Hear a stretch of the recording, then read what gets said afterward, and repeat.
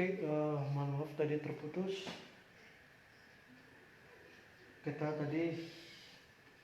Saya ulangi lagi dari awal.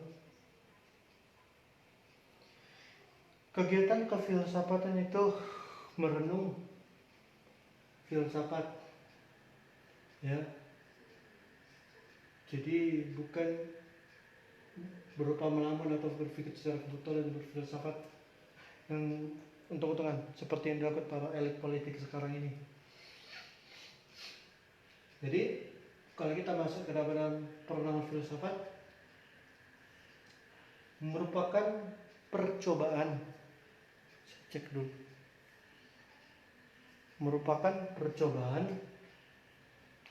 Perenungan filsafat merupakan percobaan untuk menyusun, ya, suatu sistem pengetahuan yang rasional. Jadi masuk akal untuk memadai untuk memahami dunia tempat kita hidup, juga tentang diri kita sendiri, ya. Perputaran pengetahuan filsafat beranjak daripada semesta masuk kepada kehidupan, ya, dengan adanya semesta kemudian masuk kepada kehidupan, dari kehidupan masuk kepada rahasia alam, ya. Rahasia alam itu kemudian direnungkan, perenungan itu masuk ke dalam pengetahuan filsafat, ya.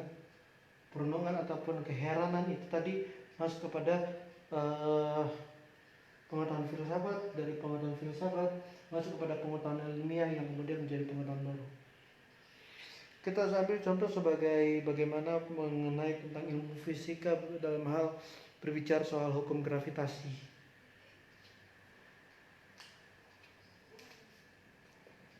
Dalam hal gravitasi, semua orang pasti tahu hukum gravitasi yang katanya 9,8 kalau nggak salah, 9,8 m per second, ya. 9,8 itu m per s kuadrat kalau nggak salah itu gravitasi. Itu beranjak dari seorang yang duduk ketika dia sedang duduk di bawah pohon dan tiba-tiba apel jatuh mengenai di depannya atau jatuh di atas kepalanya, kayaknya di depan dia tuh apel tersebut. Kemudian dia merenungkan bagaimana kenapa ini apel ini bisa jatuh dari pohon. Dia masuk pada perenungan, ya, perenungan. Tapi sebelum perenungan, ya, dia memang dari semesta dia sedang lagi berenung. Sebelum jatuhnya apel itu dia sedang merenung. Kemudian kehidupan, lalu rahasia alam. Dia ingin berusaha mengungkap dengan rahasia alam tentang apel yang jatuh itu. Nah, rahasia alam ini sesuatu yang metafisika, ya, tentunya, ya. Tetapi rahasia alam ini bisa nantinya menjadi suatu pengetahuan yang baru, ya. Seperti yang tadi dia menemukan, dia ketika apel itu jatuh, maka yang dalam benak pikirannya adalah apa yang terjadi pada alam semesta ini, mengapa apel ini jatuh. Hal yang pertama, dia merenung. Dia ingin mengungkap rahasia secara alamiah, ya, secara alam. Yang kemudian dia melakukan suatu keheranan atau perenungan. Jadi dengan perenungan itu dia melaksanakan tugas sebagai melaksanakan upaya-upaya untuk mencari jawaban-jawaban atas pertanyaan yang di dalam pikirannya. Pertanyaan-pertanyaan apa yang terjadi dia tentang rahasia di alam ini, tentang rahasia mengapa apel itu bisa jatuh ke atas tanah, kenapa dia jatuh, kenapa tidak jatuh ke atas. Nah, dia mencoba merenung, kemudian masuk kepada pengetahuan filsafat. Nah, tentu dalam pengetahuan filsafat, sebelum pengetahuan filsafat ini masuk kepada pengetahuan ilmiah, ya, yang ujungnya nanti pengetahuan baru. Seseorang itu saya meyakini bahwa dia pasti ada namanya kerajinan kebenaran pertama kali, ya, pengetahuan yang luas, ya. Dia melakukan uji, ya, dia melakukan setelah dia berusaha ingin mengungkap secara alam yang tidak terjawabkan mengapa itu bisa terjadi, kemudian dia masukkan pada, dia menggunakan nalar dia menggunakan rasional dia, karena untuk bisa menjawab kenapa apel itu bisa terjatuh ke bawah, tentu diperlukan adalah tindakan pengetahuan yang rasional. Nah, karena kalau misalnya irasional tidak akan bisa menjawab sebuah pengetahuan yang baru, tidak bisa. Tentu justru dengan kita berpengetahuan yang rasional ini, yang masuk akal ini, yang bisa menimbulkan pengetahuan yang baru itu tersebut. Jadi dengan dia menekuni itu, dengan dia rajin melakukan berapa percobaan, ya, percobaan nanti dia melakukan meneliti apel tersebut sehingga muncullah hukum-hukum gravitasi. Ada lagi hukum ketinggian, ada momentum M1 sama dengan M2, ya. Kalau Anda belajar fisika banyak seperti itu, hitungan-hitungan itu. Nah, kemudian dari pengetahuan ilmiah ini, ya, dia membuat rumus-rumusan. Rumus-rumus itu kan datang dari dia sendiri, ya. Terus pengetahuan yang baru, timbullah pengetahuan baru. Jadi ini memang harus melalui observasi sebelum diteliti lebih mendalam, hingga terjadi pengetahuan yang baru. Itu akan seperti, makanya timbul adanya hukum gravitasi. Jadi harus dengan pikiran rasional, ya.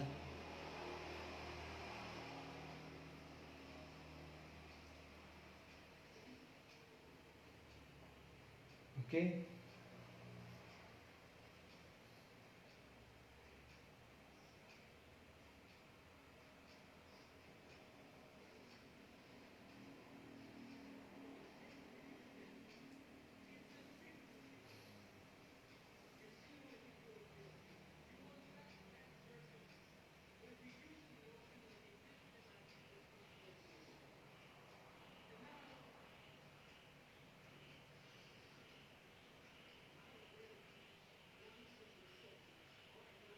Nah,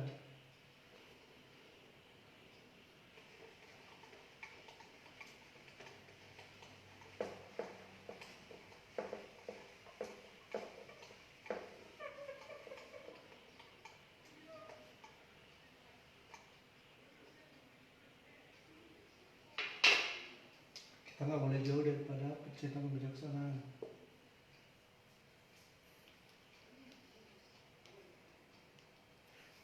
Baik.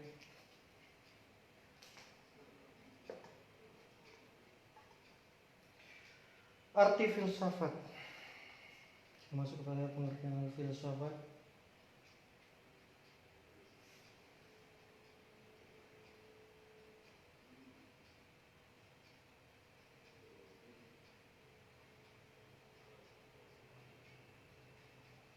Termasuk pada art.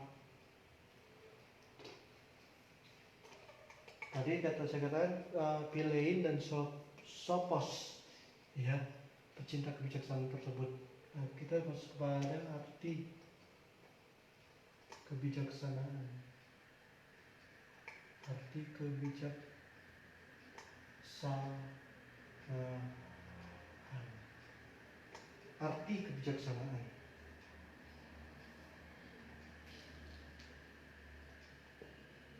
Arti kebijaksanaan ini secara etimologis inilah jadi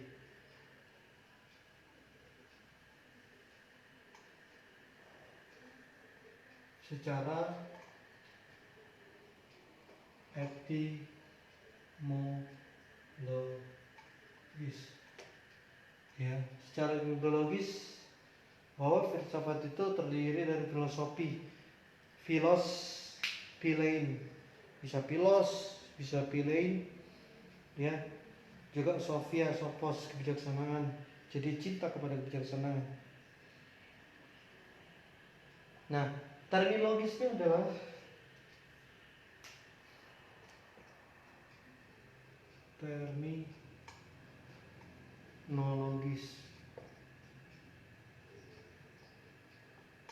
terminologisnya adalah merujuk kepada 1, 2, 3, 4, 5, 6.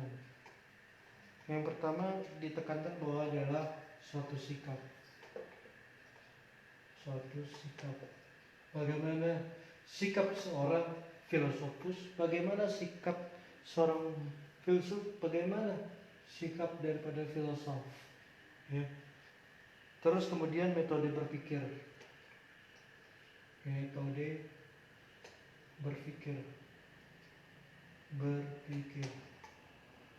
Kemudian masuk kepada kelompok masalah.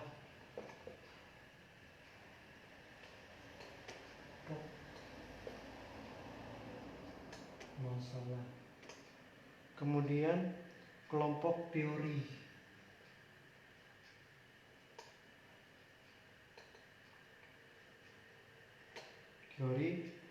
Analisis kritis bahasa dan pengertian.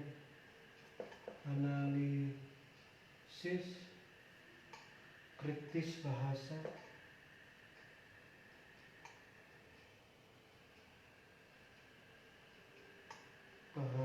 dan pengertian.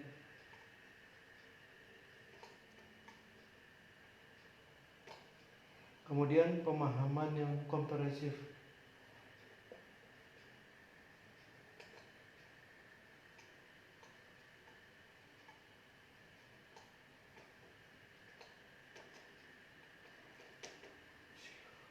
Nah, secara terminologis filsafat itu terdiri dari kata philos dan philein. Terus sophia atau sophos yang artinya kebijaksanaan. Saya ulangi, secara etimologis filsafat terdiri dari kata philos atau philein. Philos atau philein ini memiliki arti mencintai, kemudian sophia ataupun sophos itu memiliki arti kebijaksanaan, mencintai kebijaksanaan. Terminologisnya adalah berbicara suatu sikap, metode dia berpikir, kelompok masalahnya seperti apa, kelompok teorinya juga diikut sertakan. Kelompok teori juga perlu, ya, teori-teori. Makanya di filsafat itu banyak teori-teori, ya, dan itu saling berkaitan, ya.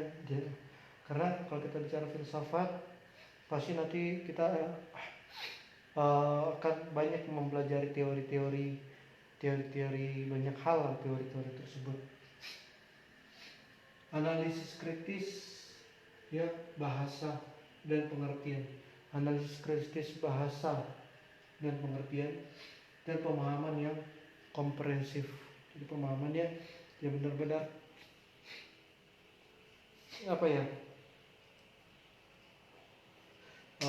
pemahaman yang secara mendalam, ya, yang berkompeten tentunya.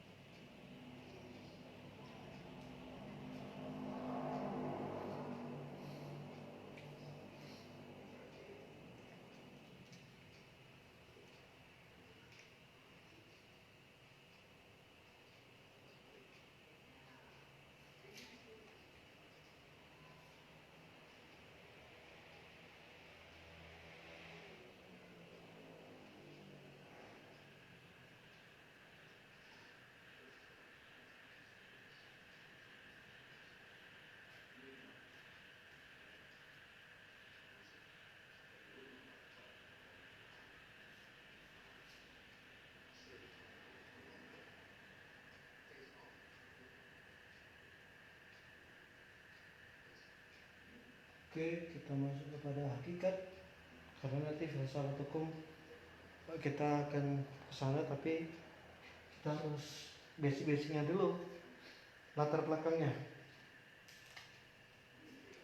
Latar belakang.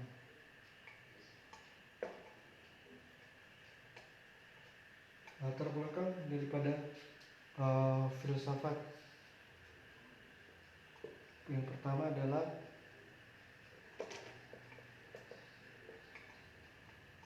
yang nomor satu, berpusat kepada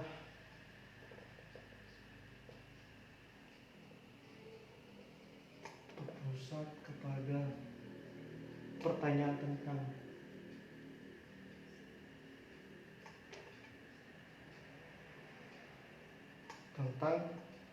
membicarakan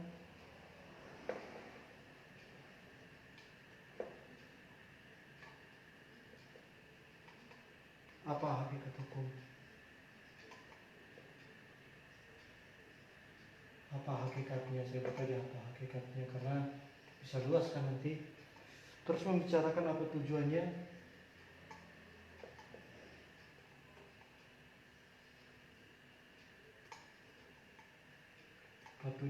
kemudian ketiga membicarakan mengapa dia ada.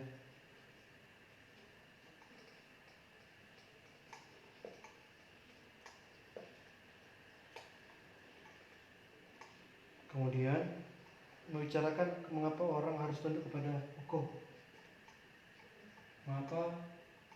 Bicarakan mengapa orang tersebut,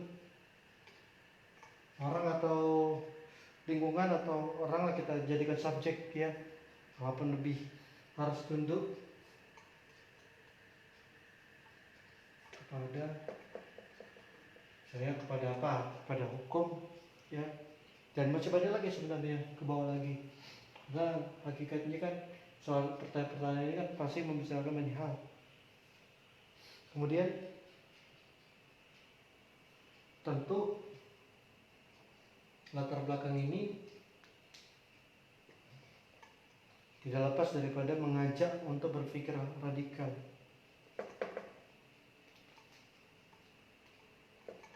Mengajak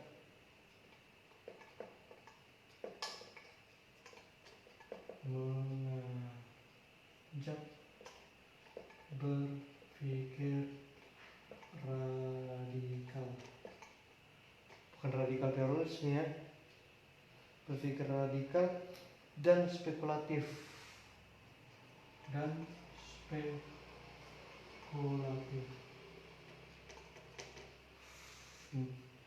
tujuan untuk selalu ingin, dengan tujuan apa? Dengan tujuan untuk selalu ingin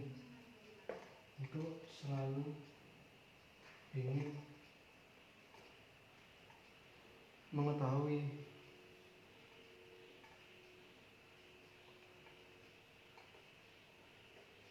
mengenai kebenaran.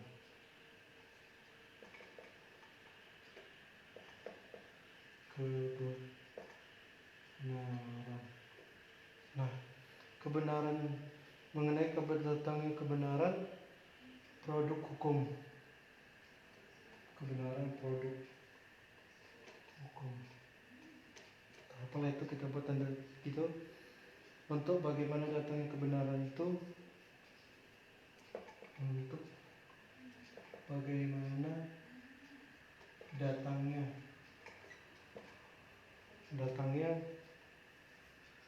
kebenaran itu.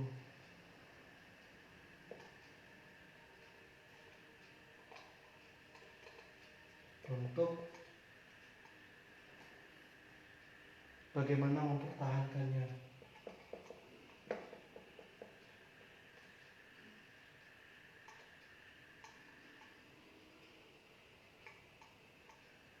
Bagaimana untuk mempertahankannya? Adanya pertimbangan nilai-nilai keadilan. Adanya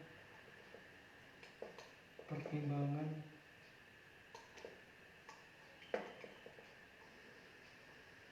nilai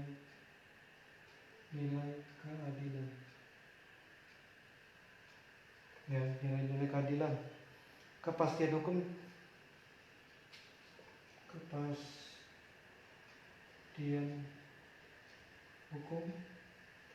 juga dituntut, serta kemanfaatan yang mampu diaplikasikan, serta kemanfaatan manfaat kita buat, serta manfaatnya yang mampu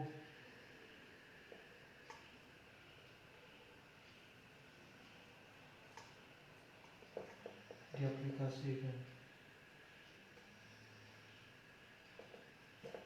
Ya, jadi filsafat itu